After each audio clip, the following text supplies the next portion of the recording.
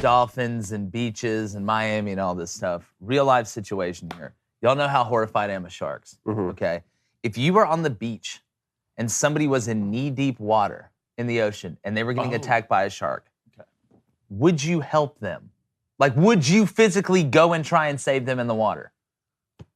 Complete stranger. Would I help them? Complete stranger. Yeah, like I would do whatever the most rational decision is to help get them out of harm's way. But so maybe that's calling the lifeguard. I don't know.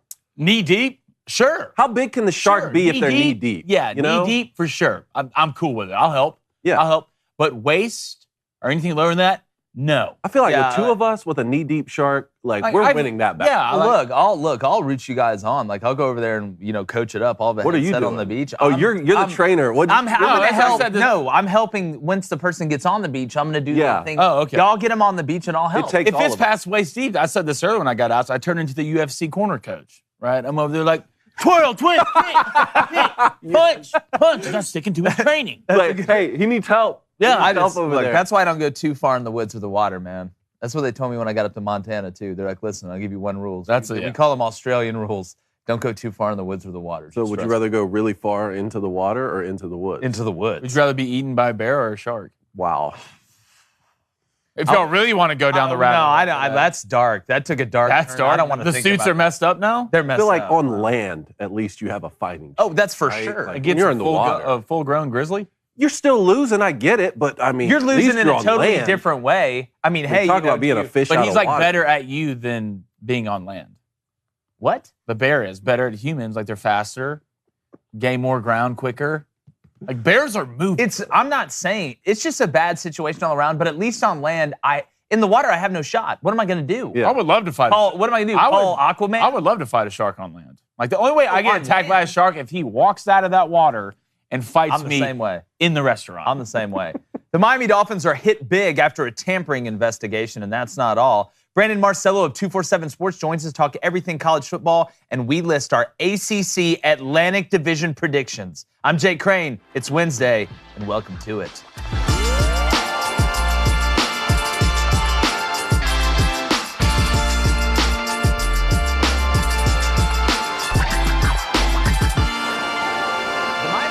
Situation is an absolute mess that I don't think even Marty Huggins could have cleaned up after seeing that A, you tried to tank without the support of the head coach, and B, you got caught tampering with Tom Brady. And now owner Steve Ross just got fined $1.5 million, has to stay away until October, and you just lost a very coveted first-round pick in 2023 and a third-round pick in 2024. So it's not all sunshine and friendship in Miami right now. But to me, the most egregious of the two by far is tanking, and it's not even close.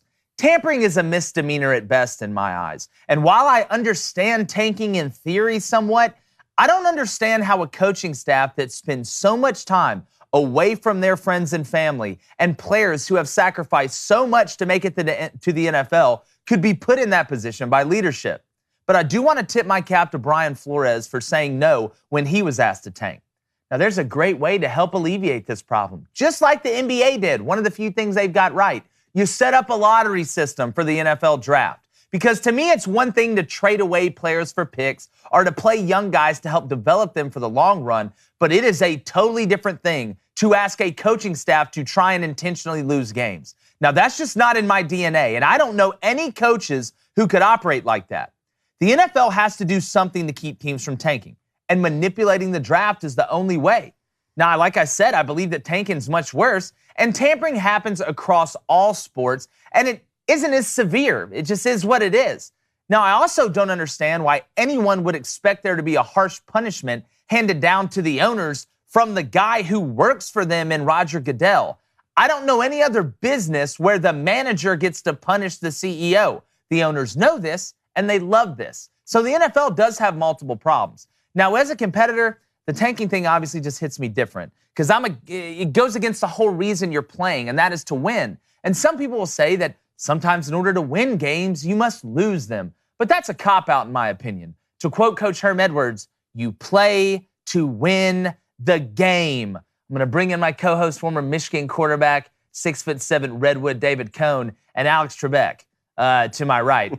I'll start with you, David. you had a very interesting take on this when we were kind of bouncing it around earlier before we came on, looking at what it kind of means for Tua, like tampering versus tanking. Just your thoughts on the whole situation. All right, so let's break this down here. First of all, the timing is interesting, given that 2 days ago we were asking why Robert Kraft wasn't penalized as an owner for some of the situation that he got in. So now an NFL owner is fine. But let's break this down and differentiate between the tampering and the tanking. Now, the NFL has said that these fines here with the first and the third round pick and the $1.5 million and the suspension of Stephen Ross is all because of tampering, trying to get Tom Brady and trying to get Sean Peyton. It has nothing to do with tanking, okay? So let's start with tampering. I mean, Stephen Ross is a Michigan man. Every single study hall that I ever went to at the University of Michigan for 4 years took place in the Ross building, okay? He loves Michigan guys. He drafted Chad Henne and Jake Long back-to-back rounds when I was there. He wants those guys with the Dolphins, and Tom Brady's the greatest quarterback ever, a Michigan quarterback. Those guys are going to hang out. Those guys are going to talk. I don't know the details. They're probably on each other's yachts. Maybe the conversation comes up, would you ever come play for me? I don't know, and I don't really have a problem with it. And as it relates to Sean Payton's agent, why can you not talk to an agent whenever you want? Like, what is Sean's hopes and dreams? What does he want from the future? Would he ever be the coach of the Dolphins? I don't know. To me, this has much more to do with tanking, but the NFL doesn't want to say it because it is more of an egregious crime. Now, you brought up Brian Flores. If Stephen Ross asked Brian Flores if he incentivized him to lose football games, that is wrong, okay? That is wrong, and we said it at the time. The problem was Brian Flores came out and said, the owner of the Dolphins wants me to lose games, which is wrong, and it's because I'm black, and it's because the NFL is racist. The second part of the sentence didn't need to be there. I mean, could the same situation happen to a white coach? Yes, and if it did, is it still problematic? Yes, both things are true. I really deep down think this has more to do with tanking. I like your idea to solve it. And there is a difference between tanking and rebuilding. Yes. We see rebuilding all the time. The Astros did it. Now they're having success. The Braves did it. Now they're having success. But there's a difference. And also, Bill Belichick has proven you can pick last every year and still be the best ever. For sure. I'm with you 100%. I think this has way more to do with tanking. There's an interesting meeting going on here soon where apparently a hammer is going to get dropped. Because it's one thing for the NFL or the NBA or somebody to come out and say, hey, there was tampering, which looks bad. It's another thing to come out and say, we have organizations that are intentionally losing games. That's a much higher priority, in my opinion. That's the integrity of the game. We talk about betting and Calvin Ridley and stuff like that. We'll talk about the integrity of the game. That's integrity of the game. Like, you're going against the whole mission. And again, like I said, in theory, I can wrap my mind around it, but in practice and in execution, it doesn't add up to me. I don't know how you would go about it, but Blaine, to me, tampering happens in every sport. Tampering happens in college football. Now look at the transfer portal. You got I'm not saying Alabama tampering, but you got Eli Ricks going from LSU to Bama. You got Jermaine Burton going from Georgia to Bama. You can go anywhere you want now. You don't think that they find ways to talk to coaches that aren't on the school registered phone for that coach? That tampering goes on. It happens. It's always going to happen, and most people are not going to get caught. The Dolphins were stupid about it. Let's be honest. They were. Stupid about it. They were. The thing about this, if this was the Dolphins getting hit for tanking, if y'all think that, and y'all only got hit with this, congratulations. Because compared to what you should have got hit with, because if you were tanking, incentivized Brian Flores, you should have almost got your team taken away from you. Realistically, if you think about it. But if this is the punishment for that, and they just used the tampering as an excuse, congratulations, you just got let off easy. But to the tampering, all right, I agree with you when it becomes with Sean Payton and his agent.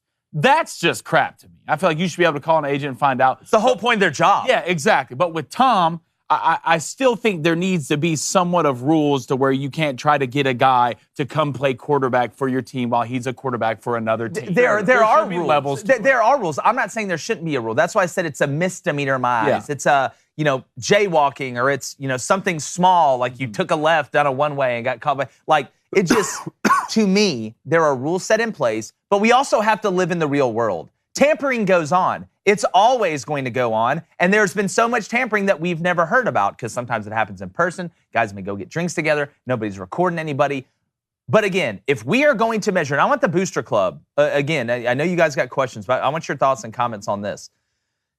I just don't understand anybody who would think tampering is worse than tanking. And Cone, I am so with you on this, dude. I think you are spot on. I think that losing a first-round pick's a big deal. Yes. Okay? We can say, and Blaine, I would agree with you on the tanking part that they got off light if that's really what it's about, which we both think that it is. But losing a first-round pick's big. Losing a third-round pick's big because that's great trade bait, especially if you want to move up. And look what the Dolphins just did to get Tyreek Hill. But the biggest winner in this whole thing, as crazy as it sounds, and it may look bad a little bit with the second time when they were talking with Tom Brady when Tua was there, is Tua Tagovailoa. Because if the Dolphins had had those 2 first-round picks, if they were able to go and say, you know what, not only can we go get Bijan Robinson at number 11, but let's go get a quarterback if Tua gets hurt. Tua gets hurt game 4, game 5 this year and can't play a lot. They would have maybe gone and got a quarterback, David. Okay, I like that. And you brought up a good point when it came to the Deshaun Watson ruling, saying that if he did what he was accused of, he should have been suspended more games. If he didn't do, he should be suspended for no games. That's exactly right. Games is kind of weird. Okay, so if the NFL is being true here that these fines and this suspension is due only to tampering, then do you think that was too much, Blaine? And because you're on record as saying if this is really about tanking, then the penalty wasn't harsh enough, which I can get behind that. I don't. I just feel like the crime and the punishment fit. I think losing a first round for tampering. We're talking about tampering. If this has anything to do with tanking, this punishment has anything to do with tanking, the Dolphins, this is a win. Okay. This is a win. But for tampering, losing a first round is never fun. First round pick. It's never fun. The $1.5 million, who cares? The guy's a millionaire. He's gone for 6 weeks. Oh, no, you have to sit in your mansion and watch football games for 6 weeks. God, I feel so bad for you. The third round, someone hurts. But the first round does hurt. And if you really have a guy you really wanted, you could bundle something together and get back in there. If you really wanted to, if you knew your guy, you could get back in there. I feel like it fits, but I almost think if I were to lean aside, it'd be a little bit too much. It'd be a little bit too much because I don't agree with the agent thing. Okay. I feel like that, to me, that's crap. That's another example of tampering. Can you make the point on the show that you made earlier, just to differentiate rebuilding and tanking in terms of rebuilding being upper management and tanking involving coaches and players? Yeah, and we're going to bring Brandon Marcello in a minute. Booster Club, get ready to ask him some questions. Here's the difference to me, okay? It is one thing, and I actually want to ask Brandon about this. It's one thing to say, we are going to trade away some of our best assets because we know we're out of it to be able to accumulate picks or young players. I've got no problem with saying, you know what, we're going to get rid of these guys and develop some of the young guys we have. Are there going to be growing pains? Yeah. Are there going to be struggles? That's part of it because we are trying to build something here. It is a totally different thing to go to a coach and say, I want you to lose games on purpose. Exactly. That is one of the biggest no-nos. That's way worse than gambling on your own team, which Calvin really got suspended a year. I will continue to die on that hill till the end of the day, Mel Gibson, Braveheart style, paint my face, let's get after it. But again, those are two totally different things. But I want to get Brandon Marcello in here. 247 Sports does an unbelievable job covering college football. Watch this guy's rise through the ranks while I was in coaching. Brandon, what's up, man? What's going on, guys? How you doing? Doing good. It was great to see you at SEC Media Day, and I do want to say, man, it's like I told you there, congratulations. I don't want to get too personal, man. Like the weight loss, it's unbelievable, man, and it's very inspirational. Just tell our audience real quick how much weight you've lost, man. About 150 pounds since April 1st of last year. So a little over a year, I've lost all that weight. Now I'm doing strength training, and I've gotten zero core strength, I found out. It's amazing. Yeah, well, that's the hardest part, man. Getting through the middle of the body is the hardest part, but we appreciate you coming on. You know how much I respect your work. But I want to start, before we get into college football real quick, Brandon, just your thoughts on tampering versus tanking, kind of this whole situation. I know it's NFL stuff, but I know you got your ears to the ground listening for hoofbeats, let's say. Well, yeah, I was listening because, it's funny because in college football, we hear the word tampering a lot more these days, especially with NIL, the transfer portal, and now even conference realignment. Heck, George Kliavkoff, the Pac-12 commissioner, told me in a one-on-one last week that the Big 12 is tampering with the Pac-12 and trying to get members to join their conference. Listen, tampering happens in everyday life, everyday business, and it happens in sports, but I'm kind of with you guys. Listen, tampering happens. A lot of you don't hear about because it's off the record, so to speak. But if you are purposely tanking, that I agree. That's worse, much worse, and should carry a much harsher penalty. And that's why you've seen, gambling become such a hot topic, or at least not recently, but was a few years ago. in college sports as it became more broad, because these players have an opportunity maybe to make some money because NIL wasn't around. And you even saw, Jake, this, a former Auburn basketball player way back when, maybe a decade or so ago, was in trouble with the federal government for potentially shaving points. And I don't think that'll be as big of an issue now as we get forward in the NIL, realm here in college sports. But that's kind of what all these lines blur at some point with tampering and tanking and gambling and all that. No, I agree with you 100%, Brandon, and that's a great segue into my next question. You'd think you maybe did this for a living. But when you look at conference realignment, and right now the hottest topics, Pac-12 to the Big 12, you look at a team like Utah out there. We had a great question from a member of our booster club yesterday saying, I'm a Utah fan. We just won the Pac-12. We're unbelievably excited. Our trajectory's going up. But right now we're looking around like, okay, where the hell are we going to go when this goes down? I know looking in the crystal ball's hard to do. That's not a 247 sports joke either. But when you look at what's going to happen, kind of what is your feel? Do you see teams like Utah and Washington maybe going to the Big 12 and adding to what they've already added after losing Texas and Oklahoma?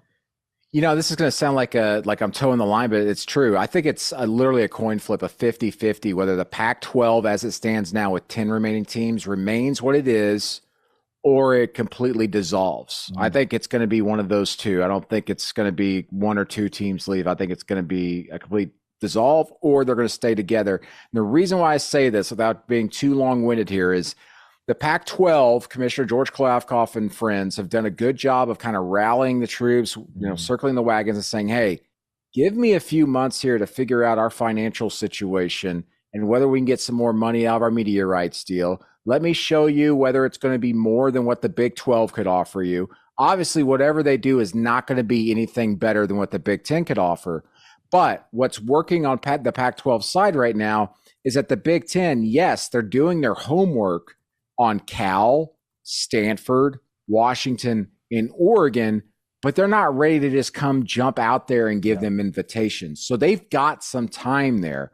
What the Pac-12 is really fighting against is the Big 12. The Big 12 is being aggressive behind the scenes. You've got college ADs, presidents, and chancellors straight up hitting up these other their contemporaries in the Pac-12 at 2 a.m. going, hey, you up? Yeah. And they're going, yeah, sure, we'll talk. Some of the ADs and the ADs and school presidents have actually been passing along those messages to the Pac-12 office, and they're keeping them all together. Now, there's not like a governing body that's going to like hold anything up and punish the Big 12 for this, because again, tampering is widespread in college sports. There's really no one to oversee it, and the NCAA can't do anything, as we know. They're toothless. So, long story short, I think that the Pac-12 is in a much better situation than it was even 2 weeks ago because the Big Ten has kind of pumped the brakes a little bit. Like, let's not quite go in there yet and steal those teams. But if the Big Ten here in a couple of months goes, okay,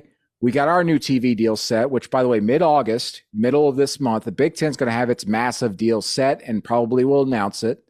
And once that happens, the Pac-12 will start its negotiations and finalizing things with its media partners, and that is hopefully going to be done by the end of the year. So the Big Ten, once they get that figured out and the Pac-12 starts entering negotiations, I think then between the middle of August all the way until the first of the year, that's the time for the Big Ten to kind of strike, to come in and potentially get those 4 teams. The Big 12 can come in at any time and do it. They could do it tomorrow. They should have done it last week or 2 weeks ago. The issue there, though, is the Pac-12 is communicating to those Pac-12 South schools, Utah, Colorado, Arizona, and Arizona State. Those are the teams that the Big 12 wants. They're communicating to them, you're going to make more money if you stay in the Pac-12 than if you go to the Big 12. And you will do so immediately, and you will do so long-term. There is no sense in you leaving for the Big 12. The Big 12 is trying to sell them on, no, that's not correct. So the fact of the matter is who do you believe if you're one of those Pac-12 South schools? And the general consensus there is that they believe in their Pac-12 commissioner and their leadership there. But we'll see when those numbers are actually hammered out here over the next few months.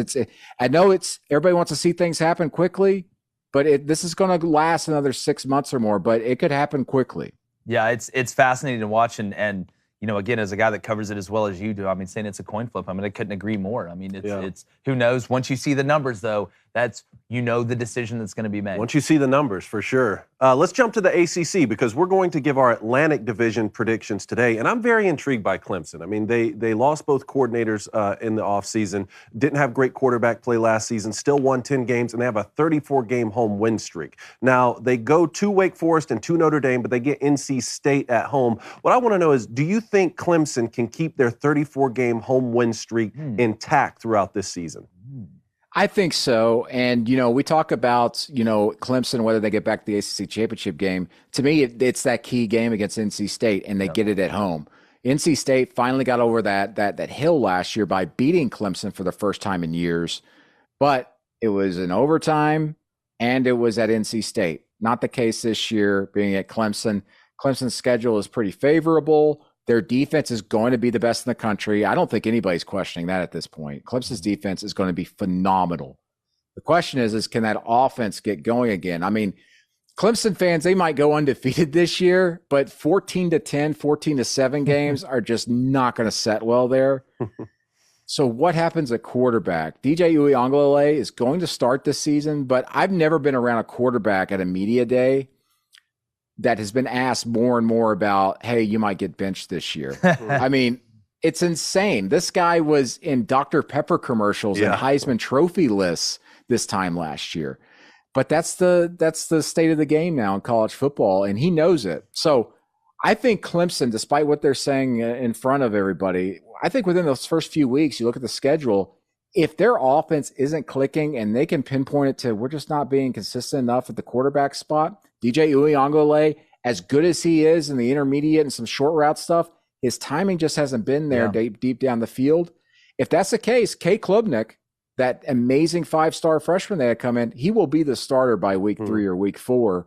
And all it'll take is just one good game from him, and then they'll be starting that new era off. And I've got confidence in Clemson to win the division and go to the ACC championship game based solely on their defense.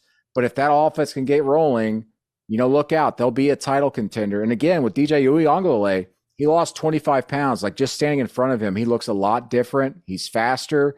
I think there was a lot of things holding him back last season, not just his weight and some of his arm issues, but also that offense. Tony Elliott's offense looked a little bit different last year. They weren't so willing to take some shots.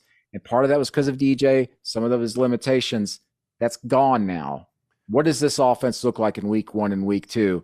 I can't wait to see it. Yeah. Quick question here on Nick Saban. Coach Saban came out and said last season was a rebuilding year. And I know I don't need to remind Must be nice, David. Won the SEC, it must be nice. Played in the national title game. I mean, I just need Michigan to rebuild like that. What are your thoughts? Definitely here? didn't tank. I mean, does anyone else stand a chance? Ohio State's the team that will challenge them, in my opinion.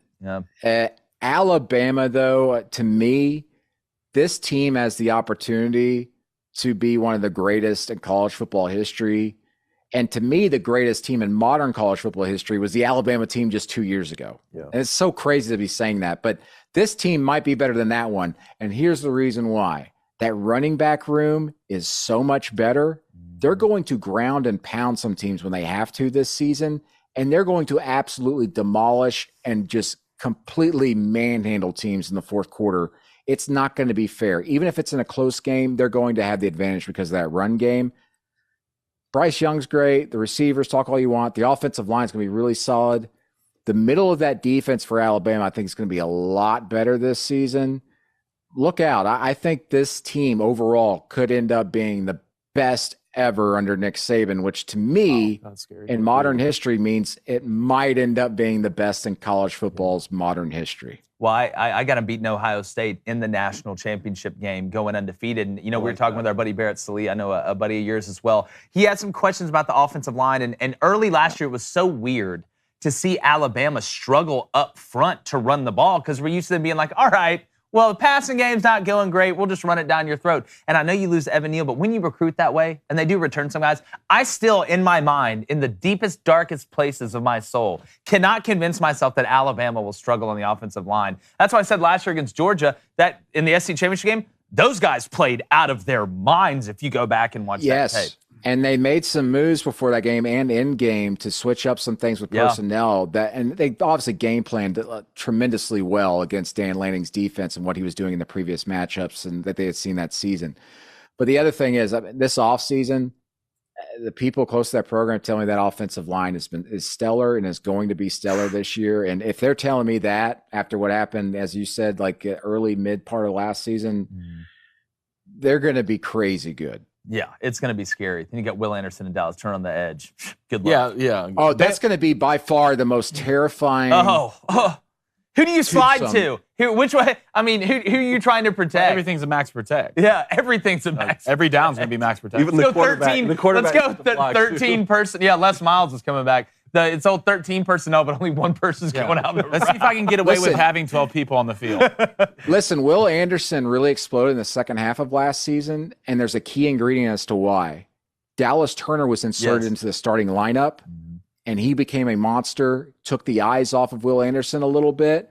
Now that they're both fully formed, so to speak, and they're matured, I mean, Dallas Turner being as young as he is, that group could be exhaustingly frustrating for everybody this year. That's exactly right. All right, I'm going to go to the Booster Club here. Do it, Blaine. All right, Joe C. wants to know, besides the Big Four, Bama, Georgia, Ohio, and Clemson, what is the most likely school to be a juggernaut for the next 10 years? Ooh.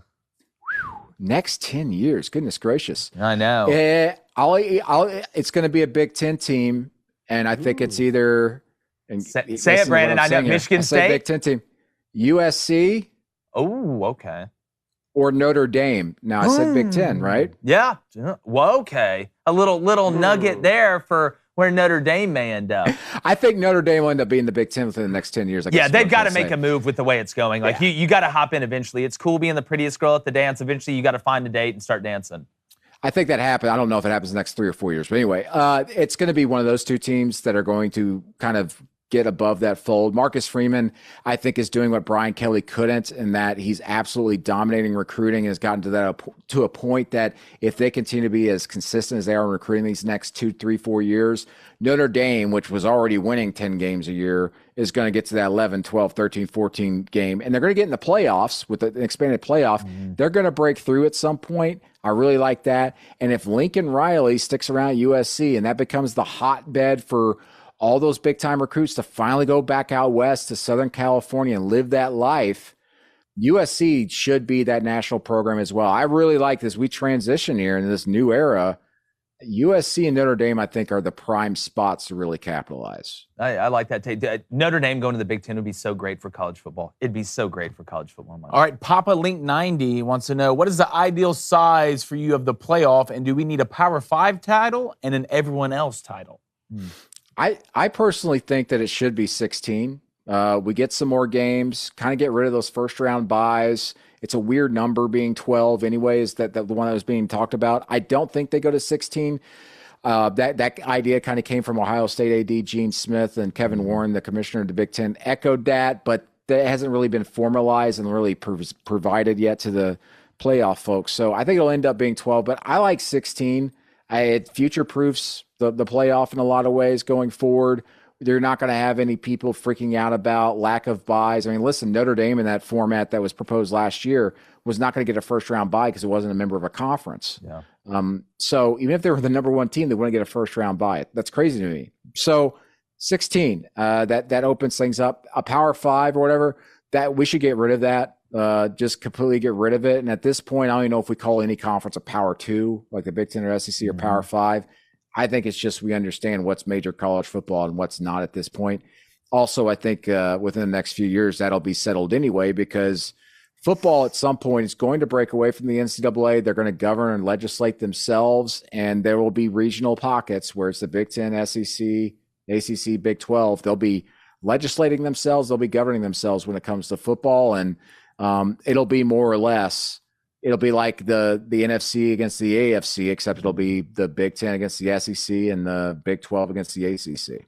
Yeah, no, I think there's a good chance of that happening as well. All right, Steven Sada, Penn State fan here. He wants to know, is Sean Clifford the answer at Penn State? I feel as though he's overrated, and Penn State needs to get a legit quarterback to compete for a natty.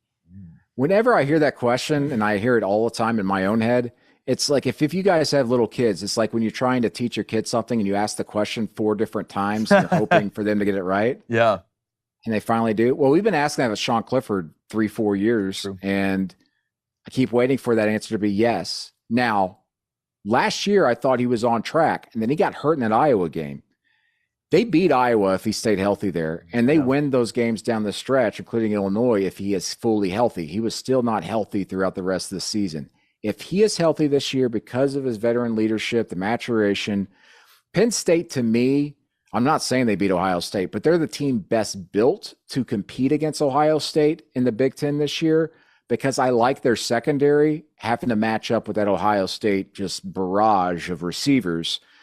But Penn State's a team I think that's set up to win 10 games this year. Wow. Sean Clifford should get them there if he stays healthy. Yeah, well, James Franklin got that big contract. He needs it. Blaine, one more quick one. We're going to let Brandon. Let's go back to Joe C. Hashtag Ask Brandon. Which big name new hire, Oklahoma, LSU, USC, Florida, Miami, is most likely to not work? Tough one. Dang, man, I think they're all going to work, to be honest. I know that sounds silly. The weak link, I think, is LSU. And I hate saying it because of culture fit and all that, but also Brian Kelly, I think he's kind of nearing the end of the line of maybe his career and what he can do. And LSU still needs to kind of put some more jet fuel in that recruiting circuit. Because as I said, Brian Kelly left Notre Dame and recruiting kind of took off a little bit more there. Not to say Notre Dame was doing badly in recruiting, but it took on a whole new life of its own under Marcus Freeman. I think the biggest win of the hiring season will end up being Mario Cristobal at Miami. I think he's on that. We've been waiting forever for Miami to get back on the map. They're not only going to be back on the map, they're going to be on the map for a long time as long as he stays there. That's huge. I think with Lincoln Riley, he's going to get USC going again, but they didn't really go anywhere. Miami, though, we've been waiting more than a decade for them to come back, and they're going to happen. Brent Venables, outside of Cristobal, I think Brent Venables was the best fit of this hiring season. I mean, you need an Oklahoma guy, and also they're going to the SEC. You need a hard-nosed guy, defensive-minded coach.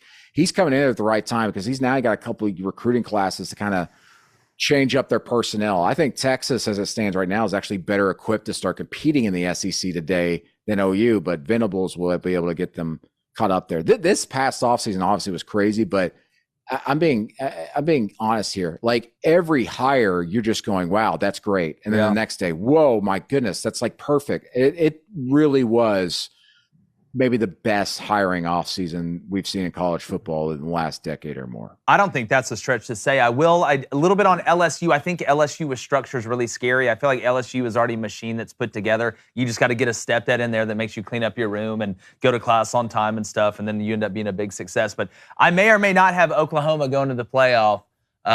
We'll see, Brandon. I don't want to say it yet, but I'm looking at that schedule this year. Dylan Gabriel and Jeff Lebby coming back, kind of mixing it up, putting the band back together. I don't know. The spidey senses are tingling on that one. But my friend, thank you so much for coming on. Would love to have you again. I know you're a really busy man. Tell everybody where they can find your work if they don't know yet.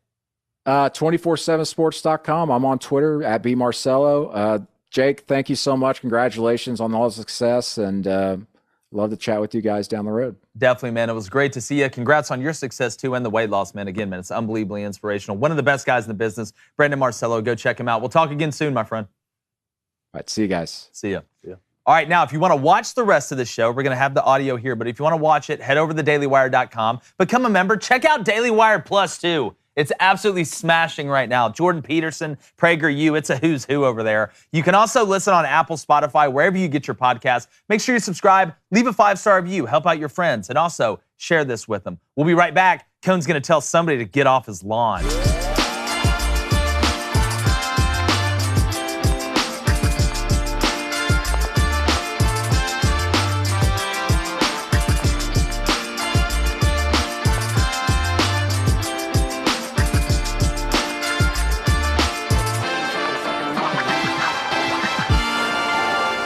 Every Wednesday, and to be honest with you, it's my favorite segment all week, our big friend over here, David Cone, tells somebody, because again, he's an 80-year-old trapped in a 34-year-old's body, to get off his lawn. David, who are you yelling at today?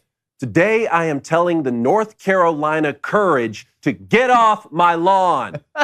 Now, the Courage are a professional women's soccer team, and if I've lost you already, we hope you tune back in for our wagering segment.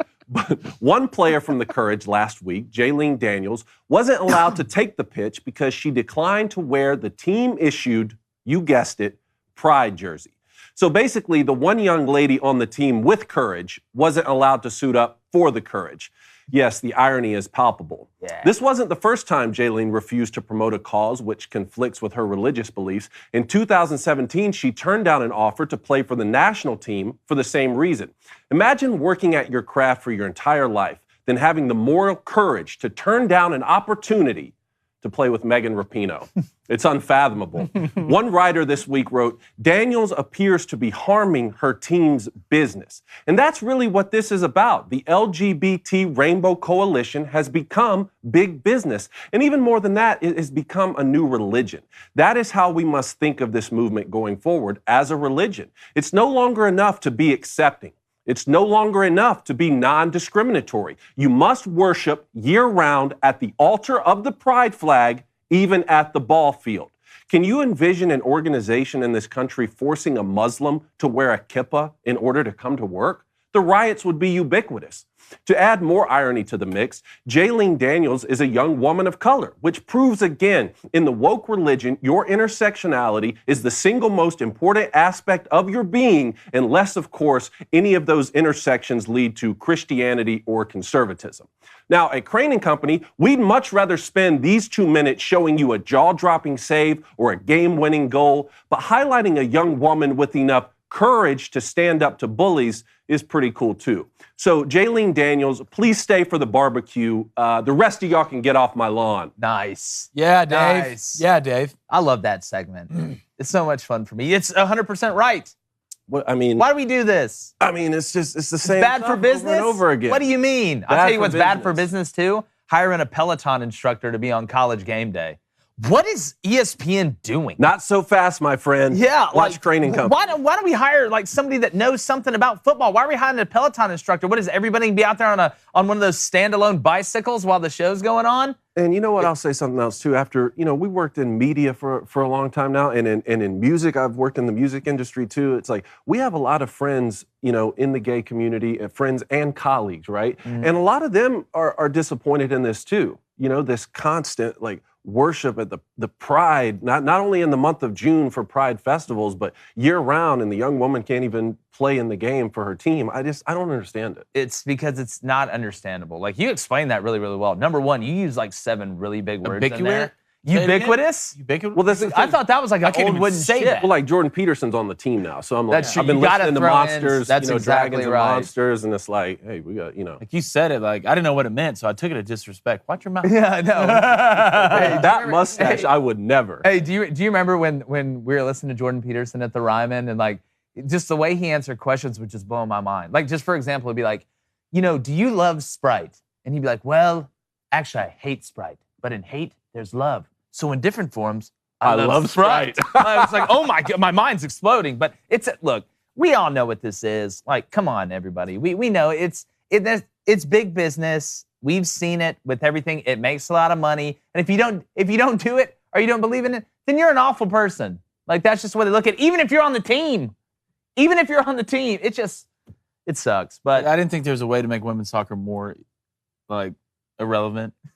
they're inventing ways. But this is it, guys. This is it. They found a way. Yeah, this They is found us. a way. All right, Blaine, Booster Club real quick before we get to the ACC. Okay, I love it. I put a poll out today. I want you to know the poll. Let it marinate a little bit. Okay. Which is worse, tampering or tanking? God, I hope they pick tanking. Okay, I was gonna put an option C, getting eaten by a shark, but I was gonna do that. Well, that we know which one would win. The poll would not be fun. All right, we had a question here from David. I believe it was earlier, but I remember it because he's asked it multiple times, and he wants to know, okay, why Colorado can't keep a good coach, right, can't compete in recruiting, and really can't compete they're in the Pac-12.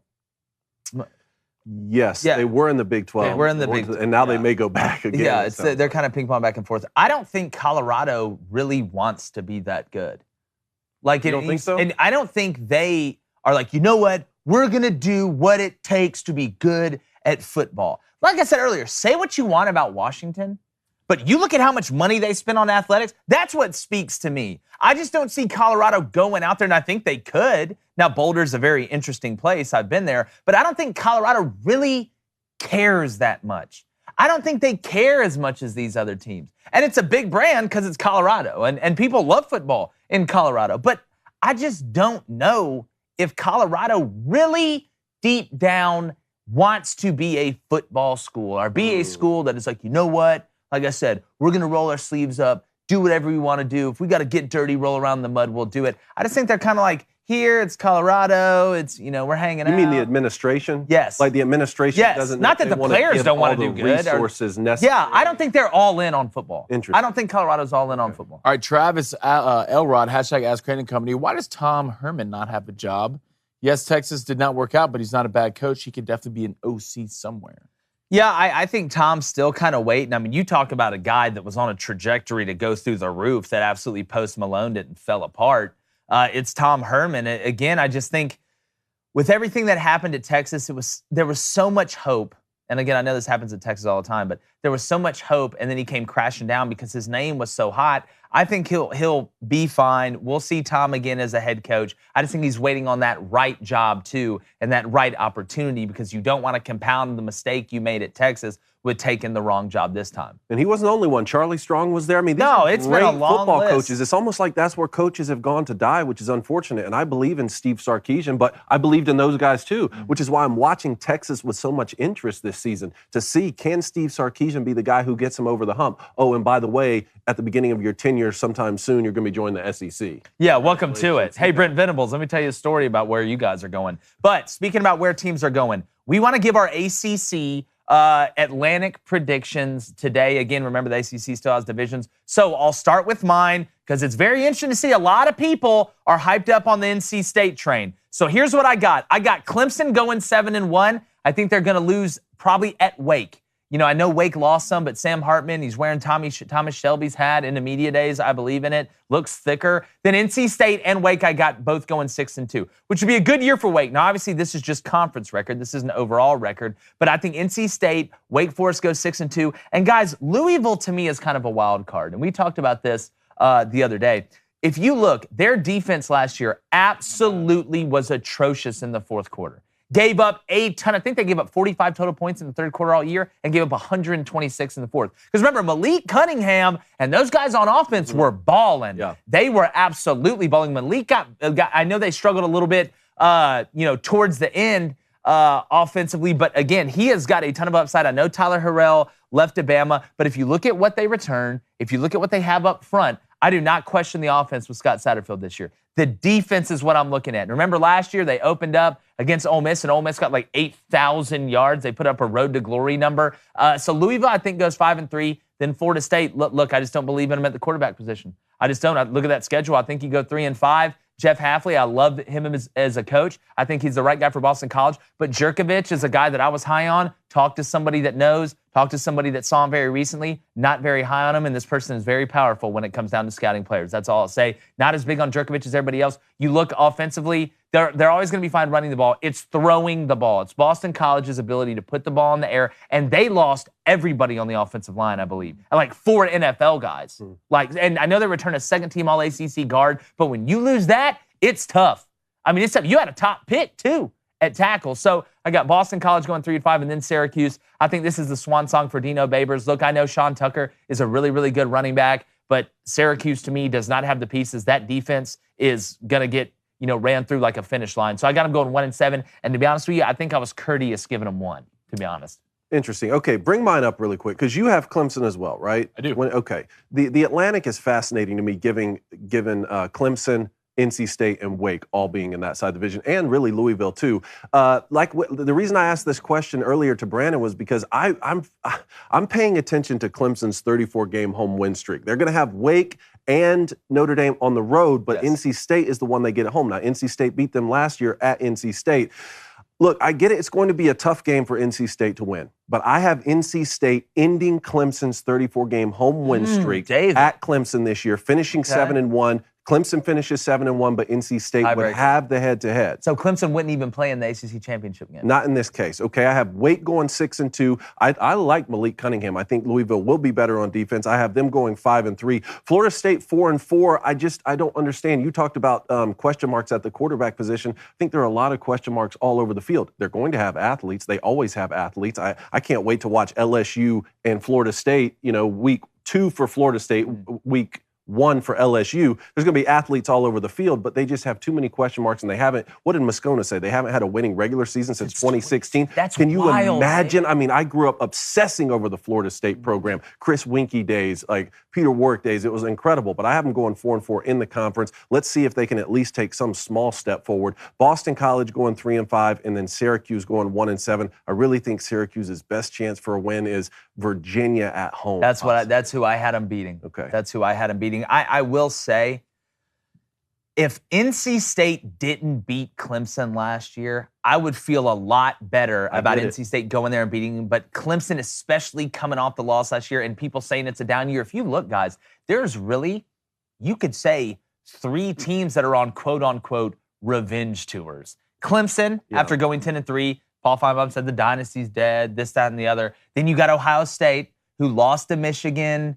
Big deal. Michigan goes to the playoff. They don't. And then you have Alabama, who won the SEC championship, lost in the Natty to Georgia. So you have 3 absolute titans of college football that are on quote-unquote revenge tour. Well, I certainly wouldn't be surprised if Clemson ends up winning not only the division, but the conference because they recruited so well and they play and the defensive side of the football is phenomenal. And obviously, NC State is going to have a fight on their hands after beating Clemson last year, and this game is on the road. But my thing is, you have to replace both coordinators. You didn't have great quarterback play last year, and returning the same guy really who is going to be the starting quarterback now. If there's an opportunity for NC State to go into Clemson and get a win when you return one of the best quarterbacks in the country in Devin Leary, you return a lot on both sides of the ball. It is this season, because if not now, Clemson's home win streak, I think, is just going to go on for eternity. Okay, I like that. I mean, I can see that happening. Go ahead and bring mine up. There's a little difference when it comes to Clemson and NC State, I think. I do have Clemson winning the conference at 7-1. I mean, you just look at the defense they had. I mean, Brandon said they're probably going to have the best defense in the nation. I mean, Miles Murphy. I mean, these guys are absolutely disgusting. And then you go to NC State. And the difference with me is NC State returning the most starters in the ACC. That's 17. They lost both their running backs. And the biggest piece to me they lost is their left tackle. Yeah. Got drafted. High. Right. To beat Clemson on the road against that D-line, and you just lost that guy. Devin Leary's a dog. He's a savage. He can do it. I mean, the kid's nasty, but he's going to have to make huge plays out of the pocket, be almost a Johnny Manziel type if you want to beat these guys. You're not going to have a lot of time in that pocket, so I think that's the difference. That game's going to come down to who wins the conference. Who do you have Clemson losing to? Miami. Really? I have Clemson losing to Miami. That one's on the road, too. Yeah, that is on the road. That is at Miami. Look, Mario, don't sleep. No, not at all. But I do think NC State's going to have a great year. I mean, their secondary is phenomenal. They do have some holes. But then we go to Wake Forest. I will never sit here and question Wake Forest offense. I won't do it. It's the scheme is great. They lost their best receiver, but they got guys. I think A.T. Perry. They got guys who are nasty out there, and they also have Sam Hartman, who is a witch at the highest order. And then we go to Louisville, 4-4. This Louisville team is a little bit dangerous to me. I mean, you got one of the, if not the best quarterback in the ACC, and Malik Cunningham. I mean, you lost receivers, some to Bama, but you did get some guys out of the portal. Yep. I believe Miami, Central Arkansas. I mean, the kid out of Central Arkansas is nice. It's nice. He's really nice. And you go back and you do look, as bad as this defense was, it improved last year. The year before that, I believe they're giving up 28 points a game. Yeah. I mean, last year they're giving up 23. I mean, you got to look at their tight end, Marshall Ford, all ACC type of guy. They're going to be good, and this is a big year for their head coach. It's the biggest year. He is on the hot seat for this team. All right, then we go to Florida State. And this still just puzzles me and amazes me when I sit here and look at Florida State, and I'm like, loss. Yeah, I know. It's weird. I'm waiting. The defense got better last year, but the reason that defense got better last year are the same guys that are gone now. Yeah. All right, the D ends, they were good on the D line. Other than that, I mean, Jordan Travis, like, do you really believe in it? Not an elite thrower. How long can you trick people for? And then you go to Boston College, same thing. You lost everybody up front on offense. You lost everybody. And when you do that, especially a team that they are, because they want to do what? Pound it. They want to pound it, play action, boot game. It's going to be tough, 3-5. And Syracuse, I can't remember who it was. Do they play Duke? They have Virginia at home. They got Virginia at home. I don't think they play Duke. I and Brennan Armstrong, look, we'll release the coastal ones tomorrow. Brennan Armstrong is nasty. He's incredible. He is. The ACC quarterbacks are incredible. They really are. If you look, that league is deep. Yes. At the quarterback position this Now, year. you imagine one of those Clemson quarterbacks moving forward, taking the reins, and like really showing what they can do in terms of like being a typical great Clemson quarterback. The ACC is stacked. I think it's a matter of time before Klubnik gets that job. You do? I do. A matter of time this season? This season. Like again, I'm with like Grant. sort of like how Trevor Lawrence took over in the middle of the season? Yeah, I just think, I do want to give DJ a little bit of credit here. It's not like Clemson, which is weird to say, had the playmakers they normally did on the outside. And Tony Elliott really had to water it down. I agree with Marcello on that too, that he kind of had to water down everything schematically. But it looked like it was too fast. Yeah. It looked like everything was too fast for DJ. I mean, even the checkdowns were super, super, super either early or late. Like it just, when I watched him operate, he did not look comfortable at all. And I know you started off with Georgia, okay? I know you played them, and they're just an NFL defense running around there. But like you said, it should have gotten easier the rest of the way. You're not seeing a better defense than that, bud. Well, the other guys have set the bar so high when Trevor Lawrence just left, and you had Deshaun Watson. He could take a big step forward this year. He could, and I don't see it happening, though. I don't either. But Peyton's going to start. Yeah. Huh? Klubnik's going to get Do you think he'll hop in the portal like in Fansville? Like, I mean, I don't know. Auburn. I just know this. Probably go to Auburn. Their defense is good enough to they can win a lot of games. But at some point, that offense is going to have to show up. And let's not act like Clemson don't have dogs running around. Dabo can recruit. They got some guys. I know you lost Justin Ross to the NFL, but they always have guys. Will Shipley is a problem. Shipley is an absolute problem. And you go through a lot of those games. Everything looked too fast, too complicated. He's always uncomfortable. I know the offensive line wasn't great, and it's great you lost 20 pounds. I don't care if you lost 20 pounds. Can you go through progressions? Can you make the throws? Can you do the things they go we to need Notre you to Dame do to be too? Clemson? Well, that's going to be a fun one. Watching DJ operate at quarterback last year reminded me of when I took the ACT, like the reading part, got that. The math part, not too bad. By the time I got to science, I looked like DJ looking at the defense, halfway dropping back. I didn't know what was what. I just Christmas treated, but ended up making them 24. You didn't put C for all of them? No, man, I still believe in that. I didn't want to tank. C? I wanted to give it a chance. Okay. Really, really spread it out. But speaking about tanking, ain't nobody trying to tank over here on the bets. Speaking about tanking. God, David, I did not say that to make funny. I did not say that to make funny. You going to keep betting tennis or? Well, I'm like undefeated on tennis, but they don't know when they want to play Every time games. Cone picks one, they're like, hey, they delayed it till next year. It's like, hey, there's clouds. It's like, hey, we know you get all your picks right, but we're just not going to play them. There's clouds outside, guys. My 80-year-old neighbor sticks to his tennis schedule better than these guys. These guys just show up and they're like, you want to play today? Nah, let's don't play tennis. Curios is like, no, I don't want to play. I don't want to play. Me and Kyler Murray are playing some Call of Duty later. Anyway, so here's what I got last night. 1-1. Like I said, all 1-1 this thing all the way to football season. We're just trying to get there. We're trying to keep it what, Blaine? With that mustache? That's why I ask him every day. If you're on audio, you just need to go to the video and just look at this thing. All right, so here's what I got today. Brewers, Pittsburgh, Nerfy. Pew, pew, pew, pew, pew, pew, pew. Let's get the Nerf guns out in here. And then give me the Cubs, Cardinals, Nerfy. So the Brewers, Pirates, Nerfy, which is no runs first inning, that's at -110.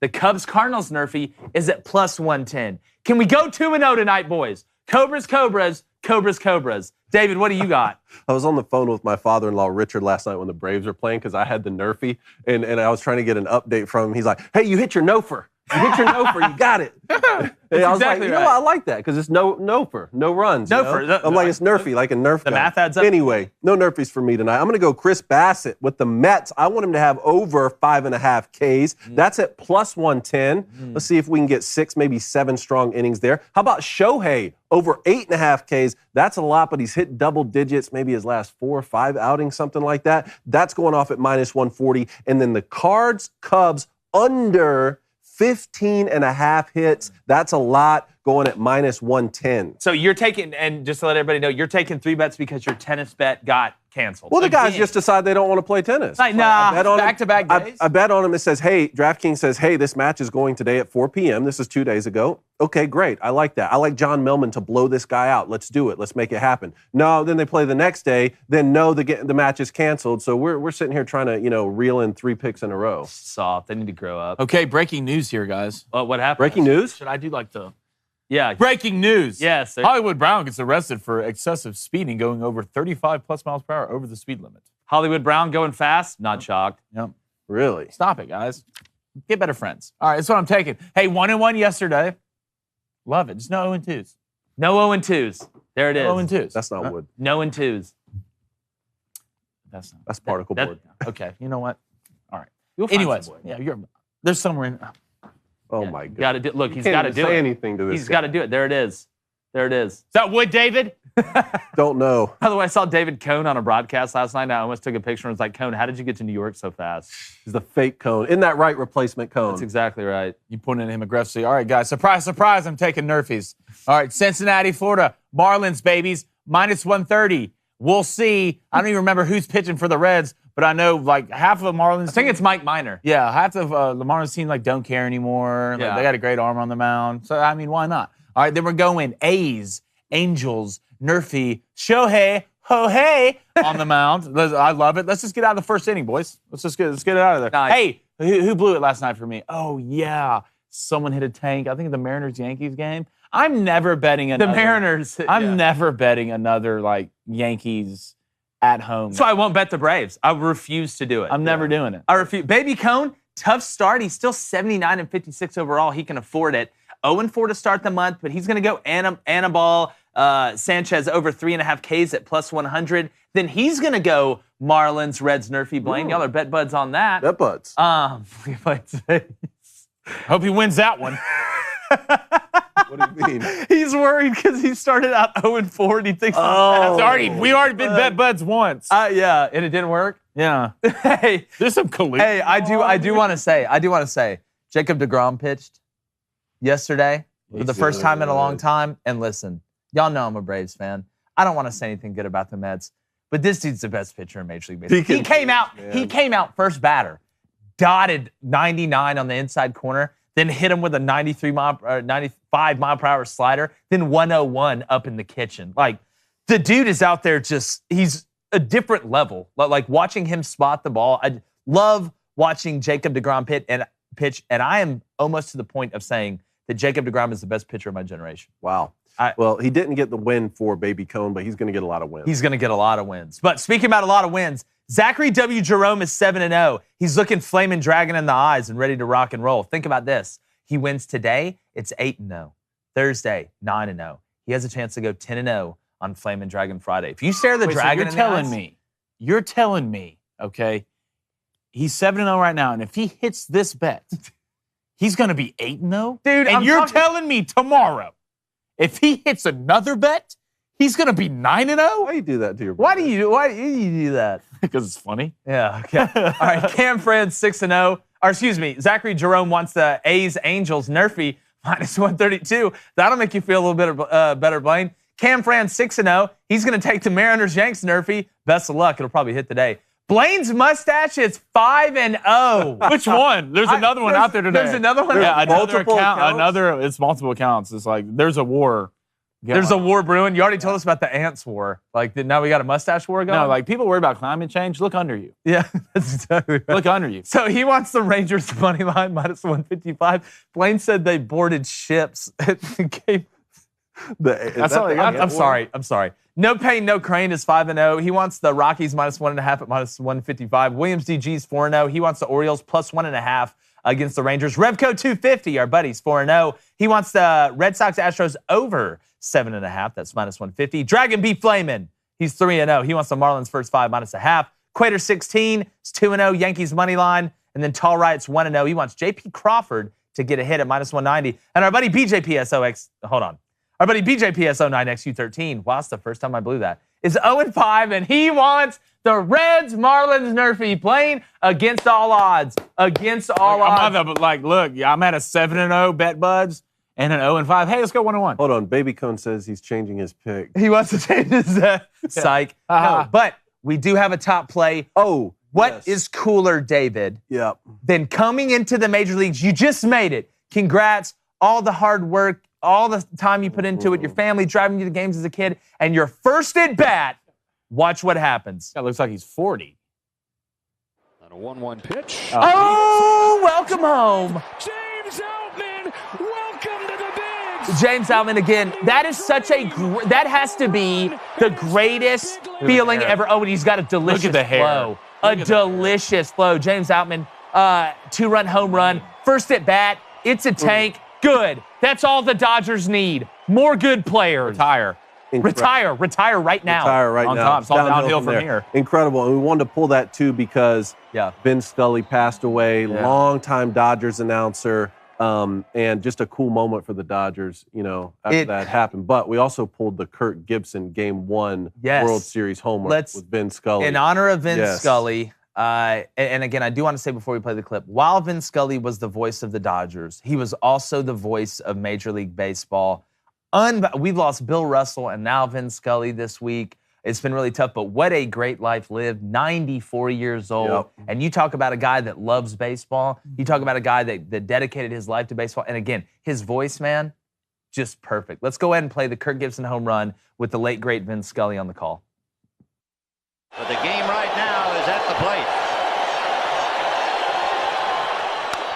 High fly ball into right field. She is gone. Bottom of the ninth. Coming off an injury. One of the best moments in baseball. In a year that has been so improbable, the impossible has happened.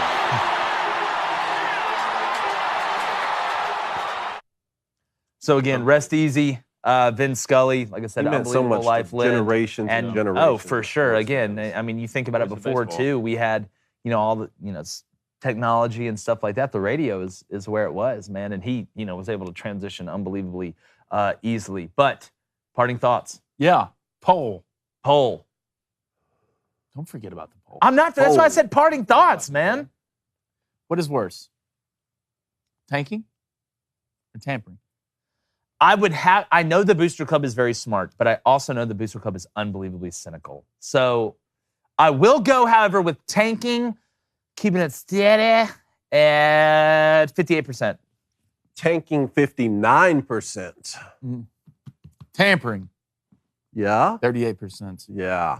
Ah, 62. See, we're on to you. I keep underselling it. I've got to stop underselling it. I'm gonna stop. I'm gonna start going high. You know what? You're Well, gonna guess we'll- first we'll- one. yeah, we got to switch it Yeah, up. we'll switch it up, but I just can't stand it. But we appreciate you guys. Make sure you subscribe everywhere. Got another great show for you tomorrow. Then on Friday, guess what, guys? There's football tomorrow. I know it's a Hall of Fame game. I know none of the starters are playing, but there will be human men on a gridiron playing organized football tomorrow. I am so super duper jacked and tan about it. I cannot wait. Probably going to bet on it too, Blaine. How dare you? What? How dare you assume their genders? Well, How dare you, Jake? you know what? Well, how dare you assume that I was assuming? Don't assume that I was assuming about their genders of assumption. Well, you know what? You just need to. I can't take you. You look like Kirk Gibson right now. Anyways, we appreciate you guys. Blaine's going to hit a home run as we leave here. And like the chances of there being a better announcer than Vin Scully, No. we're going.